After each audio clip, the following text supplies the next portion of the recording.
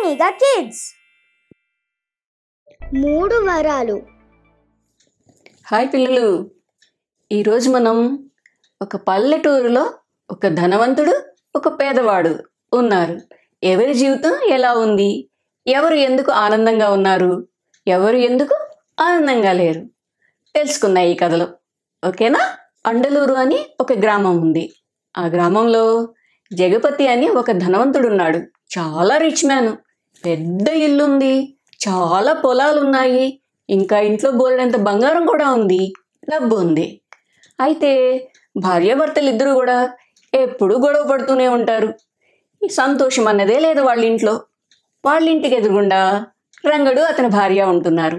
వాళ్ళకి చాలా చిన్న ఇల్లే పాపం, కానీ ఎప్పుడు పని చేసుకుంటూ ఉంటారు, సంతోషంగా ఉంటారు, కబుర్లు చెప్పుకుంటూ ఉంటారు. ఉన్నంతలో ఎవరో ఒకరికి వాళ్ళు పెట్టగలిగింది పెడుతూ ఉంటారు. రంగడు అనుకుంటాడు, వాళ్ళకంత ధనం ఉంది, సుఖంగా సంతోషంగా ఉండొచ్చు కదా, ఎందుకు ఎప్పుడు గొడవ పడుతుంటారు అని రంగడు అతని భార్య అనుకుంటారు. జగపతి అతని భార్య ఏమనుకుంటారు తెలుసా? ఆ రంగడికి ఏమీ లేదే, కానీ ఎప్పుడూ సంతోషంగా ఉంటాడు, ఎలా ఉండగలుగుతున్నాడు అని జగపతి అతని భార్య అనుకుంటూ ఉంటారు. ఒక రోజున ఒక సాధువు జగపతి వాళ్ళ ఇంటి తలుపు తట్టాడు. చాలా చలిగా ఉంది, చీకటి అయిపోయింది. తలుపు కొట్టాడు. తలుపు ఎవరు తీశారు? జగపతి తీశాడు. తీసే, ఎవరు నువ్వు, ఏం కావాలి, ఈవేళప్పుడు వచ్చావేంటి అని అడిగాడు. నేను ఒక బాటసారిని, చాలా దూరం వెళ్ళాలి, ఈరోజు రాత్రి మీ ఇంట్లో పడుకోవటానికి కాస్త చోటిస్తే ఈ చలి నుంచి కాపాడిన వాళ్ళు అవుతారు నన్ను అన్నాడు. మా ఇంట్లో చోట్లేదు, వెళ్ళి వెళ్ళు అన్నాడు. ఇంతలో అతని భార్య వచ్చింది. పోనీ అతని భార్య అయినా ఏమన్నా జాలి చూపించిందా? లేనే లేదు. నువ్వు చాలా మురికిగా ఉన్నావు, మా ఇంట్లోకి వస్తే మా ఇల్లంతా పాడైపోతుంది, వెళ్ళిపో అని చెప్పి పంపించేశారు ఇద్దరు కూడా. పాపం ఆ సాధువు ఏం చేస్తాడు? ఎదురుగుండా ఉన్న ఇల్లు, ఇంకొక ఇల్లు ఉంది కదా, ఎవరిది?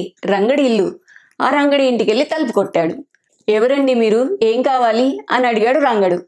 సాధువు జగపతితో ఏం చెప్పాడో అదే చెప్పాడు. బయట బాగా చలిగా ఉంది, నేను పొరుగురు వెళ్ళాలి, నాకు కాస్త చోటిస్తారా అని అడిగాడు. ఓ తప్పకుండా రండి లోపలికి అని చెప్పి పిలిచాడు. రంగడు భార్య పడుకోవటానికి చోటు లేకపోయినా కానీ అతనికి చోటిచ్చారు. వీళ్ళు జాగ్రత్తగా కొంచెం పక్కగా పడుకున్నారు. చలిలోనే పడుకున్నారు, వాళ్ళకి వేరే దుప్పటి కూడా లేదు పాపం. సరే, తెల్లవారింది. సాధువులు నిద్రలేచాడు. వాళ్ళిద్దరినీ చూశాడు. వాళ్ళిద్దరూ ఒక పక్కగా పడుకుని ఉన్నారు. చిరిగిపోయిన ఒక బొంత వేసుకుని ఏదో కప్పుకుని పడుకున్నారు వాళ్ళు. వీళ్ళెంత మంచివాళ్ళు అనుకున్నాడు ఆయన. ఇంతలో రంగడు అతని భార్య నిద్రలేచారు. సాధువు చెప్పాడు, నేను వెళ్ళొస్తాను, మీరు నాకు ఇచ్చిన దానికి చాలా కృతజ్ఞతలు అని చెప్పాడు. పర్వాలేదండి, మాకున్న దాంట్లో ఇచ్చాము అంతేగా అన్నారు వాళ్ళిద్దరుని.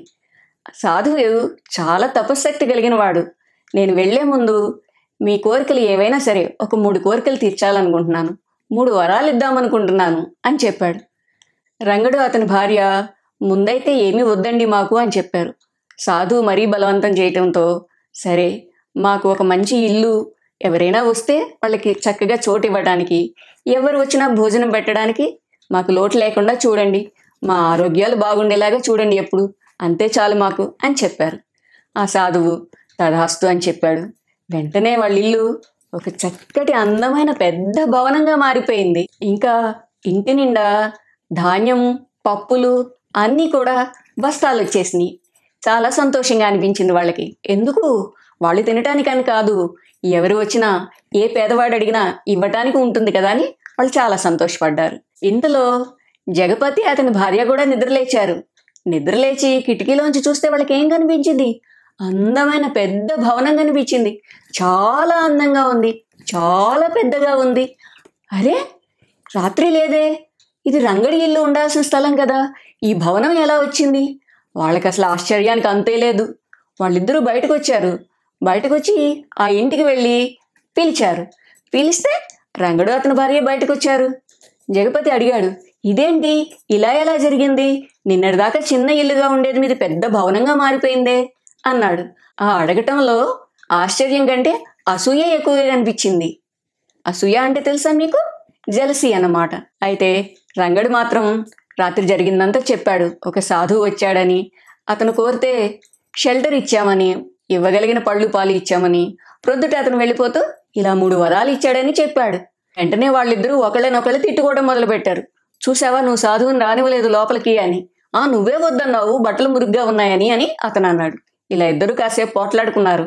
తర్వాత జగపతి భార్య, సరే సరే అయిపోయిందేదో అయిపోయింది, మీరు వెంటనే వెళ్ళి ఆ సాధువుని పట్టుకుని మన ఇంటికి తీసుకురండి, మనకు కూడా 3 వరాలు ఇస్తాడు అని చెప్పింది. జగపతి పరుగెత్తుకుంటూనే అప్పుడే అక్కడి నుంచే పరుగున వెళ్ళాడు. కొంత దూరం వెళ్ళిన తర్వాత ఆ సాధువు కనిపించాడు. సాధువు దగ్గరికి వెళ్ళి నమస్కారం చేసి, చాలా తప్పైపోయిందండి, మీరు వెంటనే మా ఇంటికి రావాలి అన్నాడు. లేదయ్యా, నేను పొరుగురు వెళ్తున్నాను కదా, వచ్చేటప్పుడు మీ ఇంటికి తప్పకుండా వస్తాను అన్నాడు. లేదు లేదు, మీరు ఇప్పుడు రాకపోతే నా పెళ్ళం నన్ను చంపేస్తుంది, మీరు రావాల్సిందే అన్నాడు. సరే ఎందుకంత అడుగుతున్నావు అన్నాడు. నాకు 3 వరాలు కావాల్సిందే, మీరు వచ్చి మా ఇంట్లో ఉండాలి, మీకు కావాల్సిన రోజులు ఉండండి, నాకు 3 వరాలు ఇవ్వండి అని అడిగాడు. సరే నీకు 3 వరాలు కావాలి అంతే కదా, నేనైతే ఇప్పుడు రాలేను, నీకు 3 వరాలు ఇస్తున్నాను, ఏం కావాలో నువ్వు కోరుకో అన్నాడు. ఇప్పుడు కాదు, నాకు కావాల్సినప్పుడు కోరుకుంటానన్నాడు. సరే వెళ్ళు అన్నాడు. బయలుదేరాడు జగపతి. సాధువు ఇటువైపు పొరుగురికి బయలుదేరాడు. జగపతి వచ్చేటప్పుడు చాలా పరిగెత్తుకుని వచ్చాడు కదా, చెప్పులు లేవు, గుర్రం లేదు, ఆత్రంగా పరిగెత్తుకు వచ్చేసాడు. కానీ వెళ్ళేటప్పుడు మాత్రం చాలా ఇబ్బంది అయిపోయింది పాపం.